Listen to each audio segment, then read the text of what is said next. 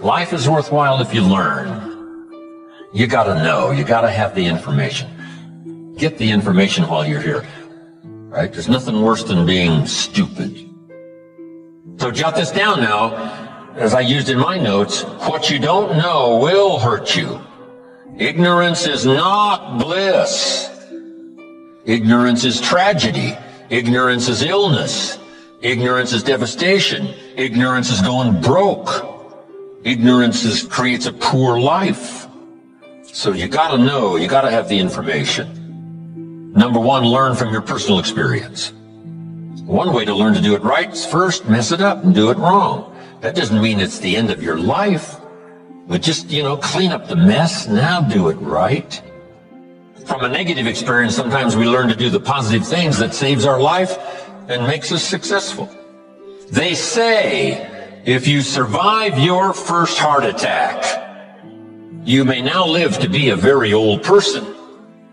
Why is that? That first heart attack was a wake-up call. And then maybe the doctor said, another one of these, and your history. And you say, wow. And you make it for the health food store. And you start reading every book you can read on health and nutrition. And you start doing the push-ups, and you start jogging on the beach and doing all the stuff. And all of that change now could very well help you to live a long, long life, having been alerted in an alarm system that serves you well. So learn from your negative as well as your positive experiences. Here's the next, learn from other people's experiences. That's how you get smarter in a shorter period of time. Somebody that's been through it for 5 years and they wrote a book, and the book, if you read it, could save you 5 years, cost $30. You can't miss that kind of education. Best to get the information before. Yes, we can recover. Yes, we can come back, from the grave, practically. Yes, we can come back from bankruptcy and disaster and poor health. But wow, if we had the information up front that would save us some of those years of disaster, how much better that would be. So learn from other people's experiences, both negative and positive. If a guy's messed up his life for 40 years, you just have to say, John, would you spend a day with me? And I'll bring my notebook and take good notes. Good-looking guy like you, beautiful family, every reason to do well, and you threw it all away. Teach me for a day how you messed it all up. And you just take good notes so that the same thing doesn't happen to you. So learn from your experience, learn from other people's experiences. If you learn, life is worthwhile. Here's the second if. If you try, you gotta now try something from what you've learned. We've talked about that now earlier. Take action. You never know. My father said you never know until you try. Giving speeches and doing talks. Age 25, I stand up to give my first little training. My mind sat back down. I open my mouth and nothing comes out. My knees are knocking like this. The sweat is pouring. It's called terror, in case you haven't tried it, right? But I got through it somehow. It was so bad, if I hadn't have been doing the class, I'd have gone home. It was bad. But I got through it. And then I did it again. I didn't know if I should even try again. But sure enough, I had the kind of mentor and the kind of teacher who said, hey, that's nothing. What if you go up to bat and you strike out? Does that mean it's over? I say, no, it's not over. It's just over for one time up at bat. And then another time and another time. Pretty soon you connect. And pretty soon you get good enough to do well. And then pretty soon you get good enough to win the game. And then pretty soon you get good enough to take home the trophy. So you just keep trying. The third if that makes life worthwhile is if you stay. You got to hang in there. Some people plant in the spring and leave in the summer. When it gets a little hot and a little uncomfortable, and it looks like the weeds are winning, and it looks like the bugs are having a feast, and you have a tendency to say, hey, I've had it with this. But the key is, if you want the harvest in the fall at harvest time, you've got to stay through the summer. Even if the harvest doesn't turn out to be good, you just see it through and then use that experience to do better planting in the spring come the next turnaround of seasons. So stay in there. If you're going to play the game, you got to stay until it's over. What if the team was, you were on the team and you guys were behind and you said, hey, we're so far behind, we're out of here. And you all walked off the court, right? We would run you out of town, probably. We wouldn't own you as the home team. Say, I'm behind, so I'm out of here. No, you stay until what? It's over. We're not talking about a lifetime now. We're just talking about this game. If you're in it, stay till it's over. If you sign up for the game, you don't have to go to every game. But the one you sign up, you stay.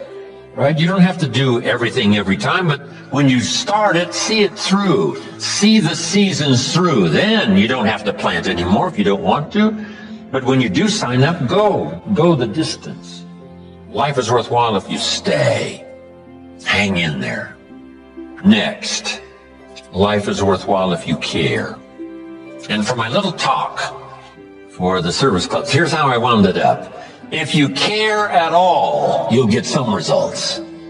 If you care enough, you can get extraordinary results. If you just care at all, you get some. But if you really cultivate your caring character and care enough, you can have such extraordinary returns from productivity, activity, things you're doing underway. Have something good to say. Here's the next one. Now we must learn to say it well. Once you've got something, now you can't mumble, right? It's got to be clear, or no matter how good the message is that you've got to deliver, how good the instructions, how good the ideas, no matter how good they are, if you don't deliver them well, now the power is lost and the opportunity is lost. So number one is to have something good to say, and number two is to say it well. Here's what will help you to say it well. Make this list. Number one, sincerity. If a message is delivered with sincerity, see, that makes all the difference. If the speaker is sincere, if the father is sincere, if the mother is sincere, see, that's captivating for the children. If the friend is sincere, even covering a delicate subject for us, of some changes we probably should make. If they're sincere, see, we will give them room. Perhaps to get on our case if we know they're sincere, not just trying to criticize for criticizing's sake. If your sincerity, I'm telling you, that wins the day. Here's what can really be accomplished. Hopefully, like this weekend here, someone sincerely willing to speak and someone sincerely willing to listen. Now, in terms of lecture, book, seminar, and all the rest, we must come to this conclusion, because it's a wise conclusion, that sincerity is not a test of truth. In your study and evaluating everything, just make sure you have that in the back of your mind. Sincerity is not a test of truth. We must not make the mistake of saying, he must be right. He's so sincere. See, that might be a mistake. Why is that? Here's why. It's possible to be sincerely wrong. So sincerity is not a test of truth. Here's the only test of truth. Truth is the only test of truth, not sincerity. We hope someone will be both truthful and sincere, but we don't mistake sincerity for truth. Here's next. Repetition. To get better at something, you just have to go do it. Go do it. Accept every opportunity to go make a little talk if that's going to be your business. Get better at talking to your kids. Come up with more illustrations. Come up with more ideas. Read an extra book. How to communicate with teenagers. So they'll have something a little better to say. And then just practice it. Get good at it. Get better at it. Right? I was clumsy when I started. Now the words flow a little easier. I still struggle with the language, trying to make it clear, but it's easier now. Repetition has helped me to do that. Here's what's next. In good communication, saying it well, brevity. Right? Don't take too long to say it if you can say it in shorter sentences and shorter time. One way to learn brevity is to talk to kids. You talk to kids for 30 seconds and they say, how long is this gonna take? It's already too long, right? 30 seconds. I mean, they got games to play and things to do. They can't hang around for, an hour's discourse. So talk to kids. It helps you to make it more brief. The storyteller tells us Jesus wandered around the countryside in putting his 12 together. And as he wandered around the countryside, every once in a while he would say, "You follow me." See, that's short. Why could he be so brief and so short with that simple appeal? Jot this down now. Probably for who he was, not just for what he said, but for who he was.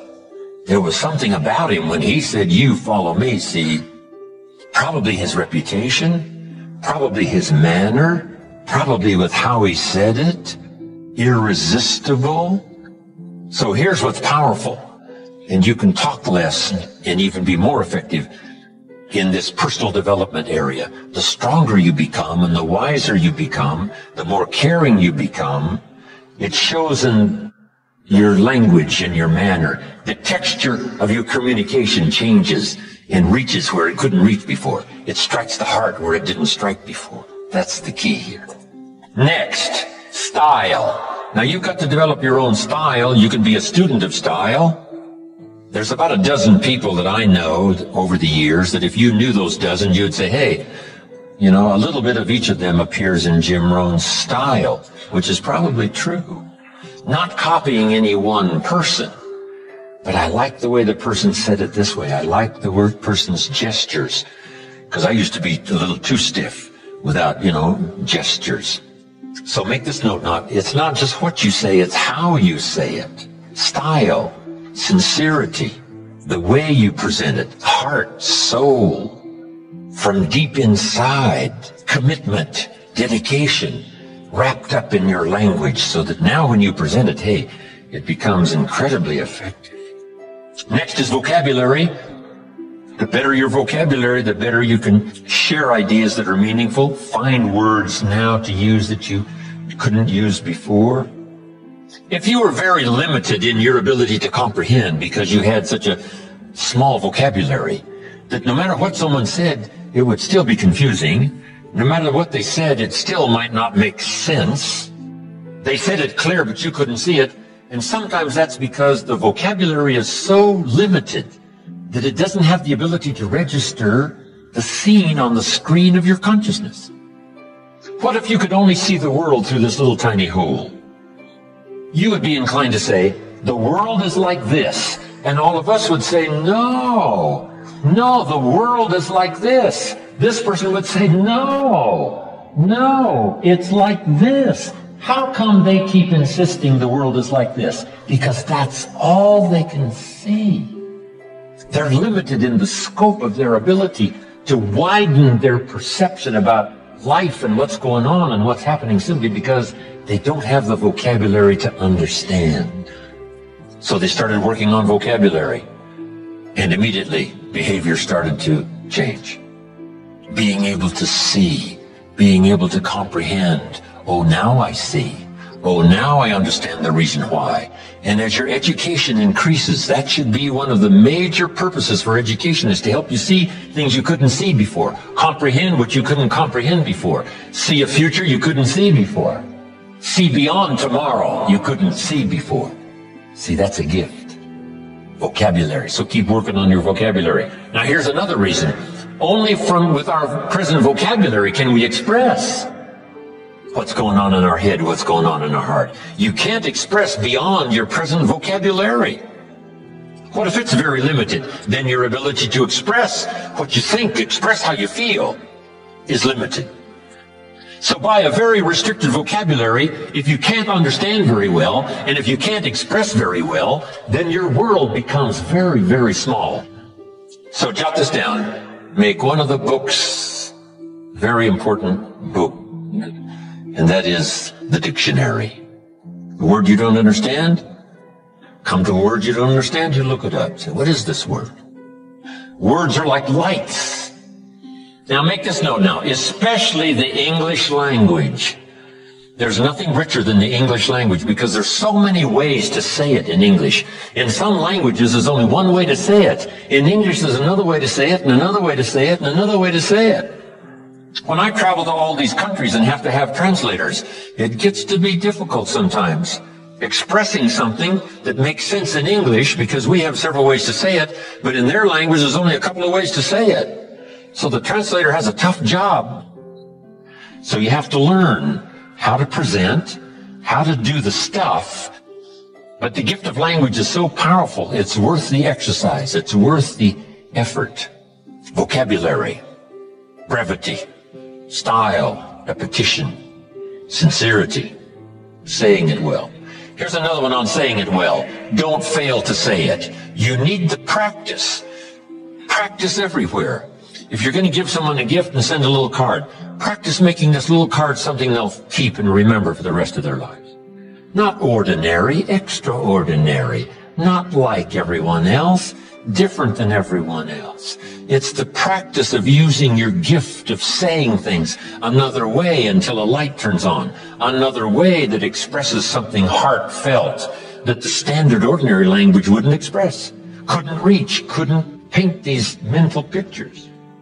It's okay to give flowers, but don't let flowers do all your talking. Flowers have a limited vocabulary. Guess what flowers say? You remembered. That's about all they say. Flowers don't say, nobody in this world affects me like you do. Love.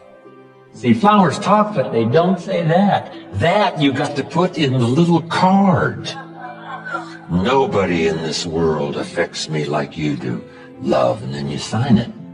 And see, long after the flowers are gone, somebody's going to keep the words. The words are more powerful than the flowers. So don't let flowers do all your talking. See if you can't choose the words that are meaningful, words that are unique. And the more you do this, practicing every little occasion to say something well, whether it's a little talk to the family gathering, or whether it's training, or whether it's inspiring, or a little class on Sunday morning, whatever it is, keep improving, find a new way to say it, a new illustration, a new story. You'll get better. The gift will belong to you, and the effect could be electrifying. Don't fail to say it. Here's an expression we've heard. Words are no substitute for action. That's true. Let me give you another one. Action is no substitute for words.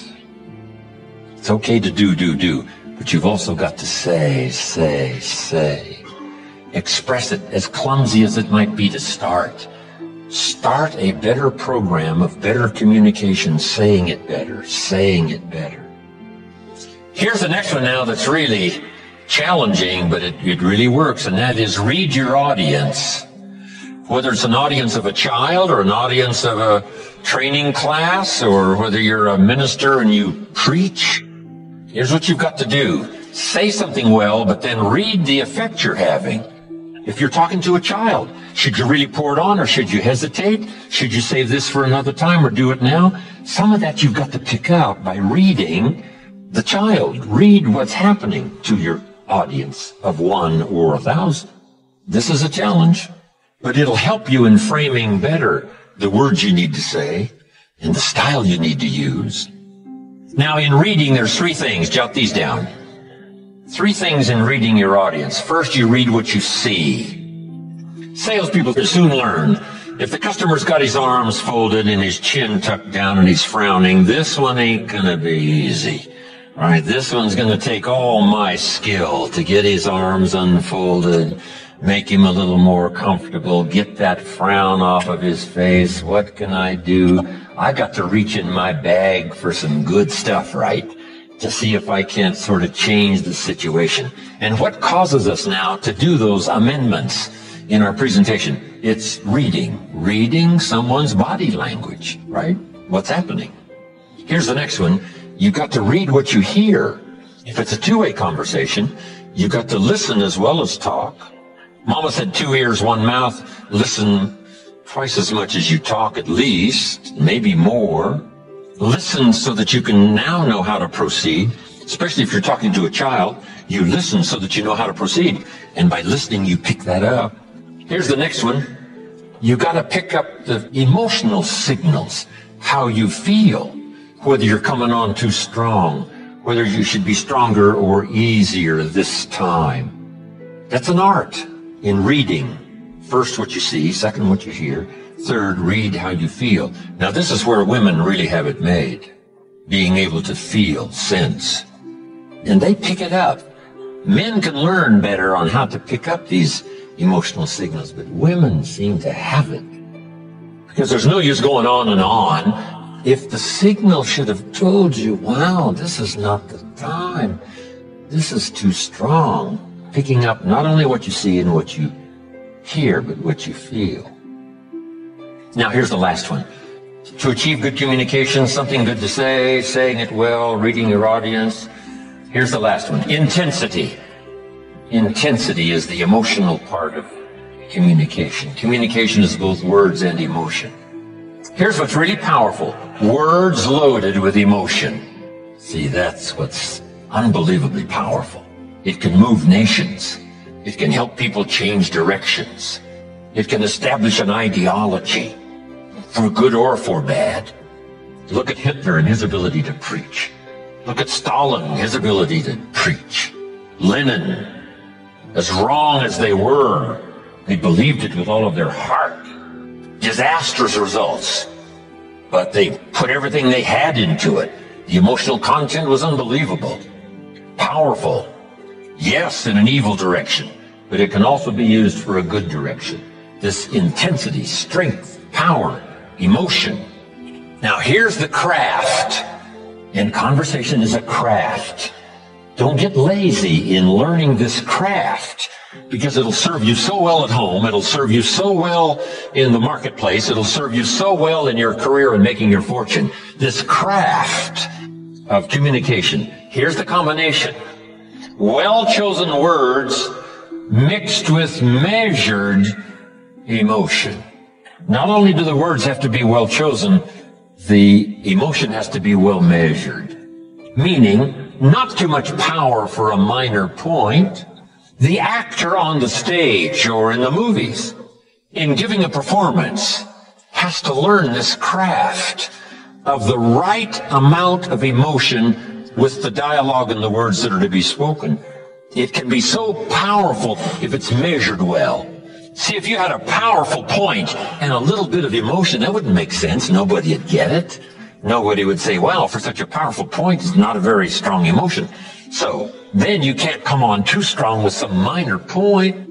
You know, sometimes kids have a legitimate objection.